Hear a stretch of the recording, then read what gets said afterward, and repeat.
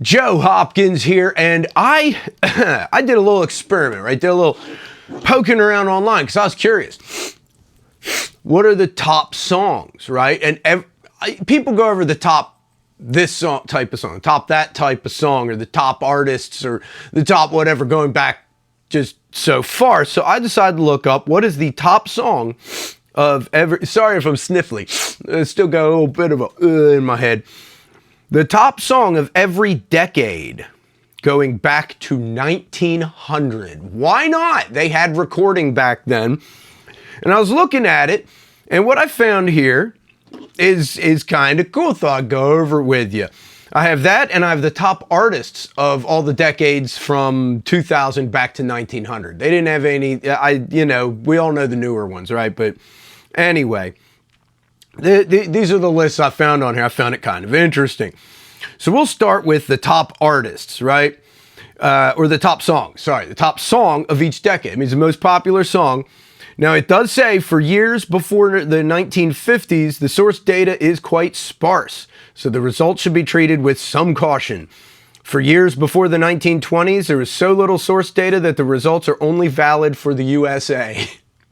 And, we're going back a ways. It makes sense. You're going to have some issues with that. So top songs of each decade. The 2020s, they have Harry Styles, As It Was. Apparently, As It Was by Harry Styles has been the most popular song so far in this decade. We're in this decade, so we'll see if that stays. So then you go back to the 19 teens, the 20 teens. The 20 teens. Rihanna and Calvin Harris, We Found Love. Apparently, according to this, that's the biggest song of the teens, right? Or at least the most popular, I guess, from their source material or whatever. And we're going worldwide, by the way, until we get back, way back when. So worldwide, right? The 2000s, 2000 to 2010. This doesn't surprise me. Usher, Yeah. Yeah by Usher. That was the most popular song. Now, you notice I'm not playing clips of these songs. I'm not gonna play clips of them. Copyright and all that. YouTube doesn't like it. And do you really want to hear the ones from the 20s? Do you? It's, band music. I like it, but some of it. The 1990s, and I remember this song. Bryan Adams, Everything I Do It For You. If you were alive in the 1990s, you know this song. Damn it. Achy Breaky Heart's got to be close. But Bryan Adams, he had the song of the 90s. What was that from? That Robin Hood movie, right? That was from the Robin Hood. And man, they played the crap out of that. All right, 1980s. What's the biggest song of the 80s? The most popular worldwide? Pink Floyd, Another Brick in the Wall, Part 2. You couldn't escape that one either, could you? I mean, there were other songs that were up there, but I believe it. The 70s, Bee Gees, Staying Alive. You all know that song. We all know that. Everybody knows that song. We haven't gone so far back that we don't know it yet. We'll go back to the 60s, and everybody knows this one. The Beatles, Hey Jude. I am noticing something, though. A lot of times it seems like, the biggest song of a decade comes out at the beginning of it or the end of it, The Bee Gees, that was 78. Hey Jude is 68. But here's one. The 1950s. What was the biggest song in the 1950s, right? And I already knew this before I looked it up. Because was it Elvis? Was it Buddy Holly? Was it? No, it was Bill Haley and his Comets, Rock Around the Clock. It's the song that made rock and roll super popular. I mean, it really is. Bill Haley was a pretty decent looking guy. He wasn't very radical. It was more family friendly. So a person's parents could like it, so could approve. He didn't seem crazy or nothing. So, that was the big one of that decade.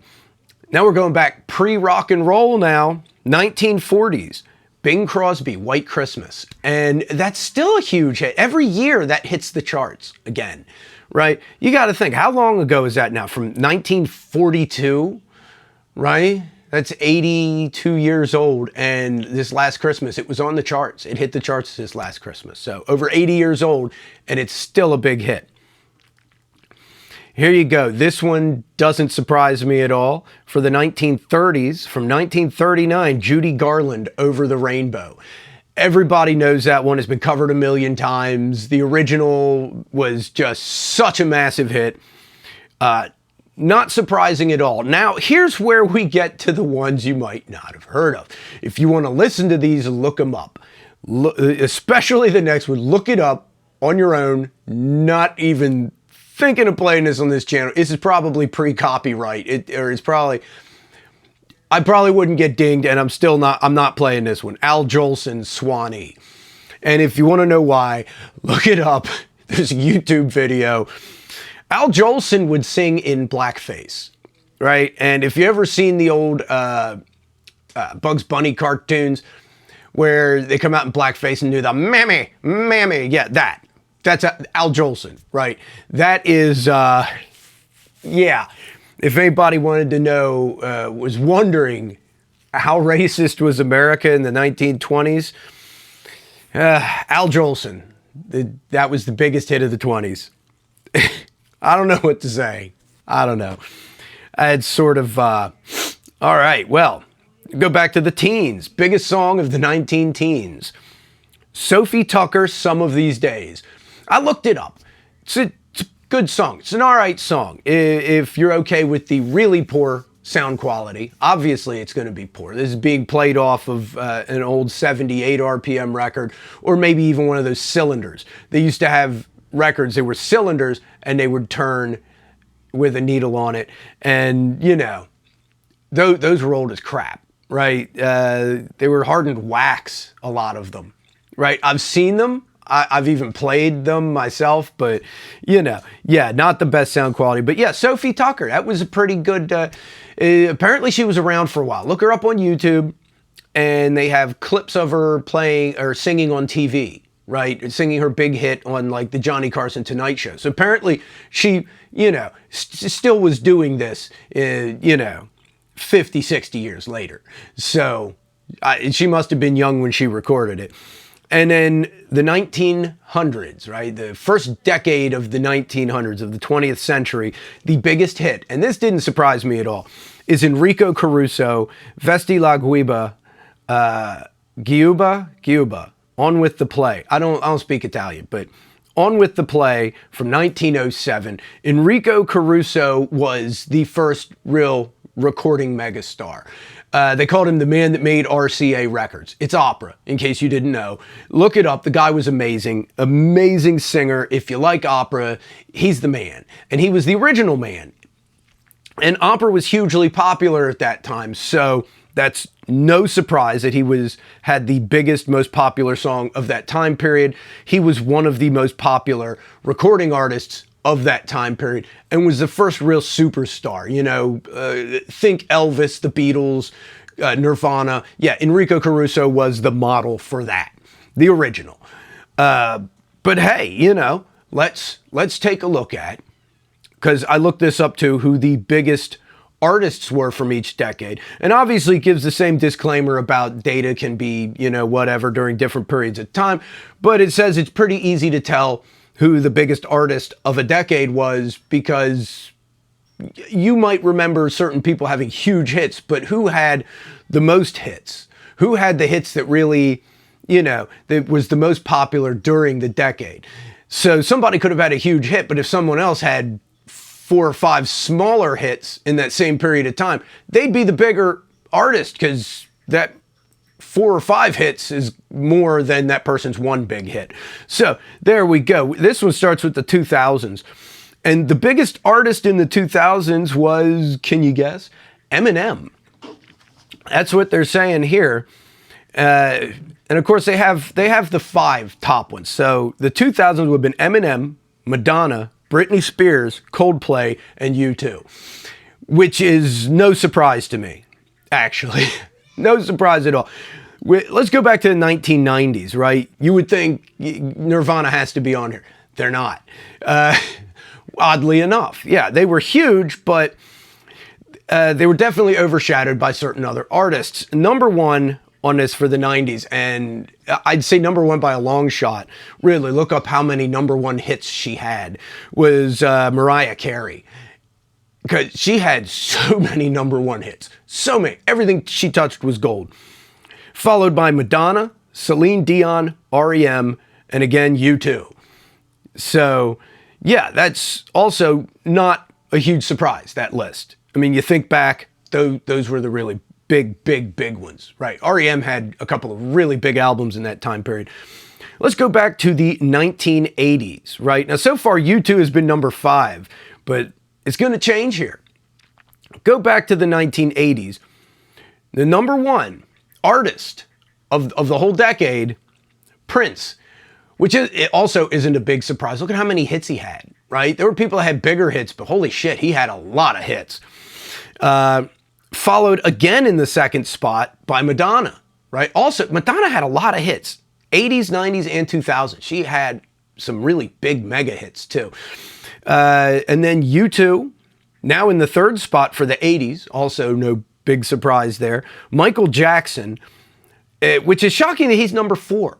But, you know, I guess overall, this is overall, right? And then Bruce Springsteen, which also isn't a big surprise. Bruce Springsteen, huge in that time period. Let's go back to the 1970s, stuff you might still remember. Let's see. Number one, Elton John, right? I wouldn't have guessed that. 1970s, I mean, when we were looking at the biggest song of the 70s, it was Staying Alive by the Bee Gees, but the biggest artist in the 70s was Elton John. Okay, that kind of surprised me. I figured he'd be on the top 5, but number one, right behind him is the Rolling Stones, then Pink Floyd. I can buy that. ABBA. Honestly, I'm surprised ABBA wasn't higher than 4. And Led Zeppelin, right? I figured ABBA and Led Zeppelin would be ahead of the Rolling Stones, but then again, they were really huge in the 70s too, in the 60s and 70s. So let's go back to the 1960s. Who was the biggest band in the 60s? Now that isn't too hard to figure out. Number one is the Beatles, right? Obviously. They couldn't be the biggest band any other decade because they only really existed in the 60s, but they were the biggest band of the 60s. Followed right behind that by Elvis Presley, was still the man in the 1960s. Then the Rolling Stones, then Bob Dylan, and the Beach Boys, right? That's not a terribly surprising list right there. That one, no real shockers. Let's go back to the 1950s now, right? Because I thought some of this stuff was interesting and more interesting as you went further back.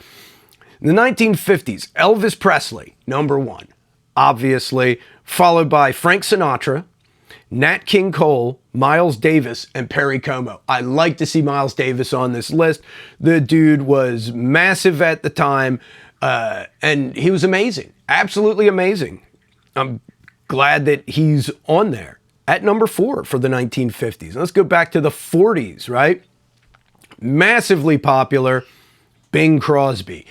Yeah, we mentioned he was on there for his song White Christmas, on the biggest songs list for whichever decade. I forget which decade was White Christmas in the 40s.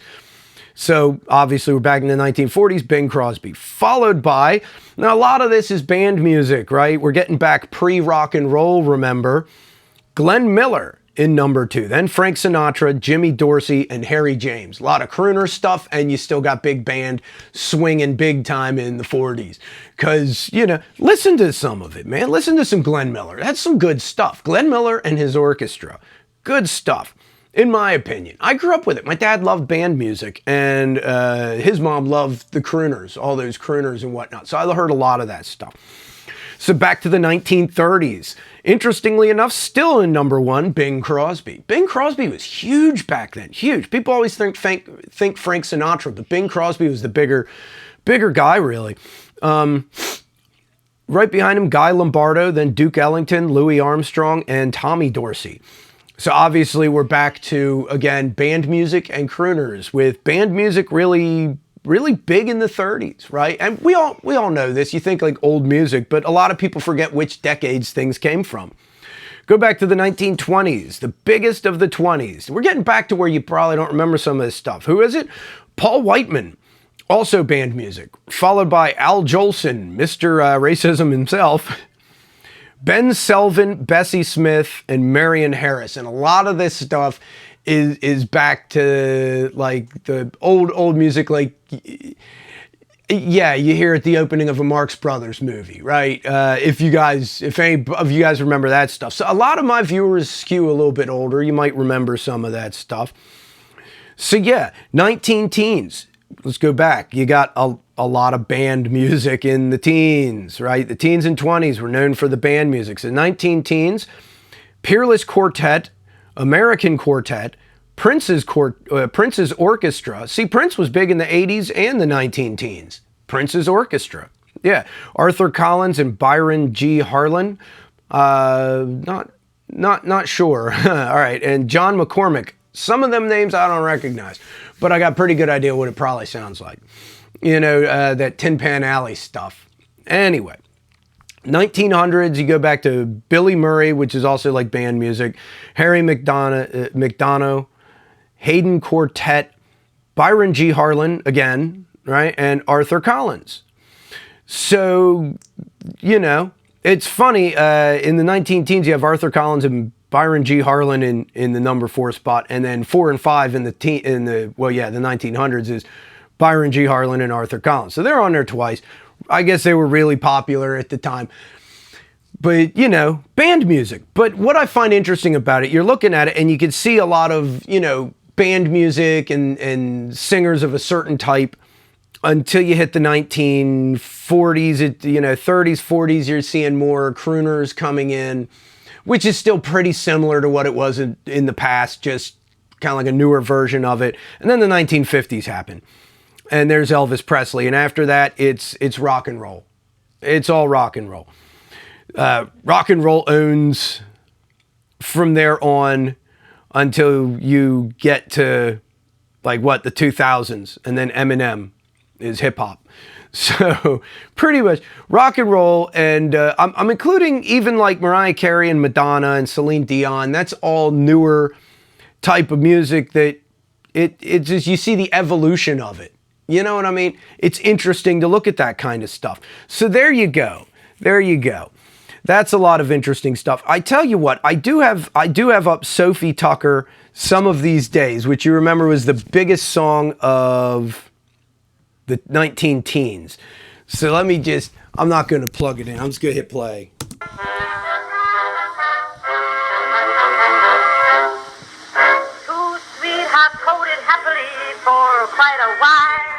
That's what music used to be.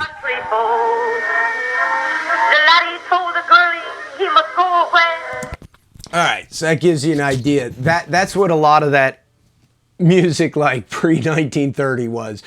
So anyway, just thought you guys might think that's interesting. Some of those biggest songs, look them up and listen to them. Even the older ones, you might like it more than you think. I mentioned Enrico Caruso. Yeah, I got some of his stuff on here.